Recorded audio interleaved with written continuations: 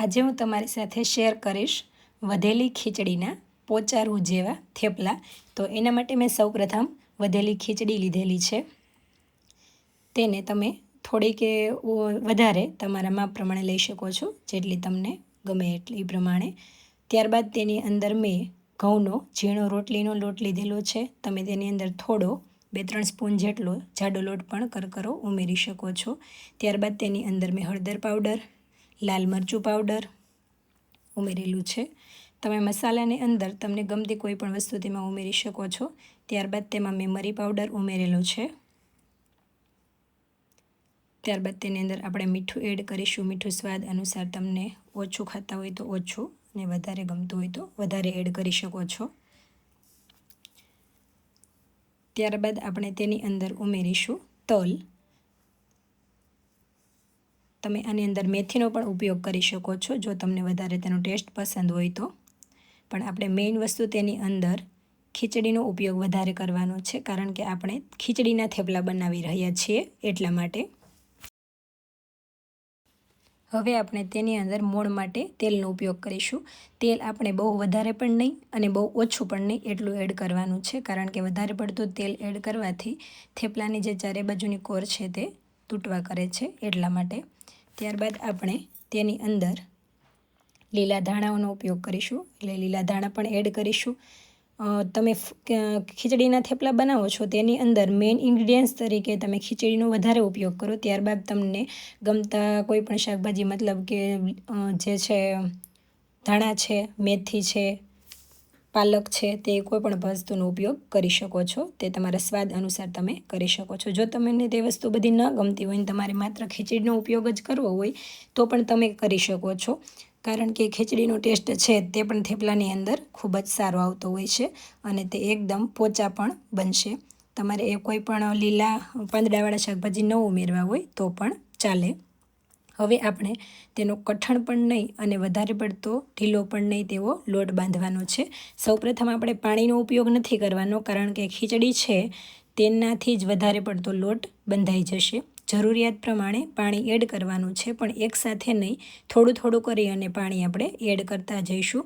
તમે જોઈ શકો છો કે અડધા કરતાં વધારે ઉપરનો લોટ જે છે એ તો ખીચડીના કારણે જ બંધાઈ ગયો છે. ત્યારબાદ આપણે થોડું પાણી લઈ તેને વધારે પડતો એકસાથે ભેગો કરવા માટેનો પ્રયત્ન કરીશું.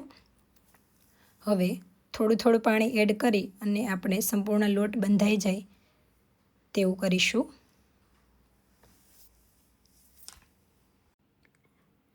હવે આપણે એકદમ ઓછા પાણીનો ઉપયોગ કરીને જ લોટ બાંધીને તૈયાર કરી લીધો છે.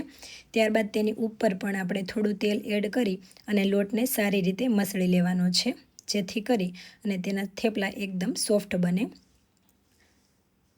આપણો લોટ બંધાઈને સારી રીતે રેડી થઈ ગયો છે.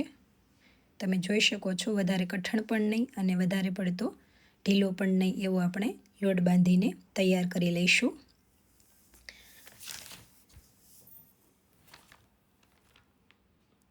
હવે તૈયાર કરેલો જે આપણો લોટ છે તેમાંથી આપણે મીડિયમ સાઇઝના લુવા લઈ અને એક એક કરીને થેપલું વણવાનું છે.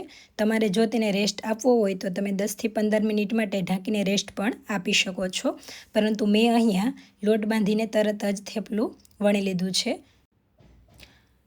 આપણે લોટની અંદર ખીચડીનો વધારે ઉપયોગ કરેલો છે, તેથી તે વણવામાં ચોંટી ન જાય એટલા માટે મેં ઉપરથી અટામણ માટે થોડો કોરો લોટ પણ લીધેલો છે. તે પણ આપણે ઘઉંનો લોટ જ લેવાનો છે. થેપલું બધી બાજુથી ગોળ સરસ રીતે વણી નાખવાનું છે. વણાઈ જાય ત્યારબાદ આપણે થેપલાને ગરમ કરેલી લોઢીની અંદર શેકી લઈશું. ગરમ કરેલી લોઢીમાં સૌપ્રથમ થોડું તેલ એડ કરી અને ત્યારબાદ આપણે તેને થેપલાને શેકી લેવાનું છે. તમે લોખંડની લોઢીની જગ્યા ઉપર નોનસ્ટિક લોઢીનો પણ ઉપયોગ કરી શકો છો. એક સાઈડ સારી રીતે થેપલું શેકાઈ જાય ત્યારબાદ આપણે તેને બીજી તરફ ફેરવી અને શેકી લેવાનું છે. પ્રથમ ભાગ છે તે આપણો વ્યવસ્થિત શેકી લઈશું. ત્યારબાદ બીજી વાર ફેરવી અને બીજી સાઈડ પણ તેને સારી રીતે શેકી લેવાનું છે. બહુ વધારે પડતો તેલનો ઉપયોગ ન કરવો હોય તો પણ ચાલે. હવે આપણે એક થેપલું શેકાઈ રહ્યું છે ત્યાં બીજું થેપલું પણ વણીને તૈયાર કરી લેવાનું છે.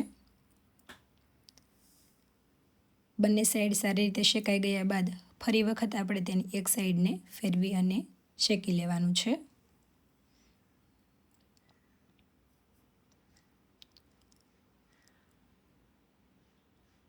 ફ્રેન્ડ્સ, તમે જોઈ શકો છો કે આપણું થેપલું છે તે શેકાઈને બંને સાઈડથી રેડી થઈ ગયું છે.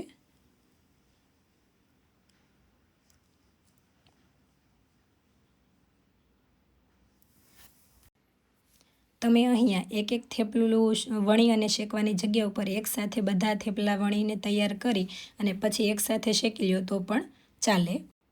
તો તૈયાર છે આપણા સરસ મજાના વધેલી ખીચડીના પોચા રૂ જેવા થેપલા. તો તમે પણ જરૂરથી ક્યારેક ટ્રાય કરજો આ વધેલી ખીચડીના થેપલા બનાવવાની, જે તમને ટેસ્ટની અંદર ખૂબ જ સારા લાગશે અને પોચા પણ બનશે.